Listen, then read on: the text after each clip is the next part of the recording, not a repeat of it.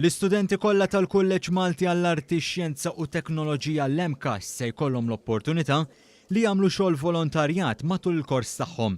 Xogħol li se jkun akkreditat mill-istess istituzzjoni edukattiva. Dan tħabbar l-erba' filgħodu hekk kif l-MCAS nieda l-fera tiegħu tar-responsabbiltà soċjali korporattiva.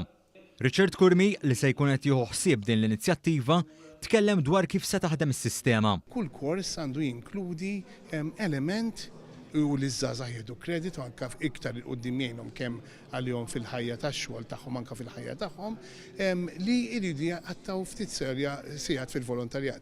Kemm ilin mill-MCAS kemm hawnhekk ukoll. Il-prinċipal tal-MCAS James Kallejja qal li b'din l-inizjattiva se jkun hemm valur miżjud għax l-għajnuna li tista' tingħata m'għandix limitu.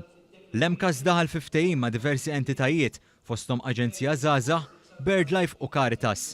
Is-Sur Kurmi sostna li l-iskop huwa li l-istudenti ikollhom rispett akbar lejn is-soċjetà ta' madwarhom. U għadna isma' ser nagħmlu għadna mela ejja nibnu partnerships ma' NGOs, istituzzjonijiet edukattivi, biex iż-żgħażagħ tagħna jagħmlu xogħol fis-soċjetà.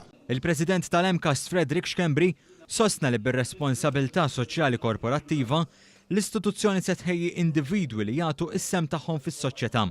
Is-Segretarju Parlamentari Clifton Grima qal li din l-inizjattiva hija riflessjoni tal-valuri li jemmen fihom il-kulleġġ bil-frott seder fix-xhur u snin li ġejjin. L-inizjattiva li ħal kulleġġ propju llum fejn nedejna sistema illi qed tagħti propju rikonoxximent lill-istudenti li jagħmlu xogħol tal-volontarjat hija xi ħaġa importanti ħafna. Il-Ministru għall-Edukazzjoni Evarist Bartolo wera x-xewqa li din l-inizjattiva tinferex f'istituzzjonijiet edukattivi oħra.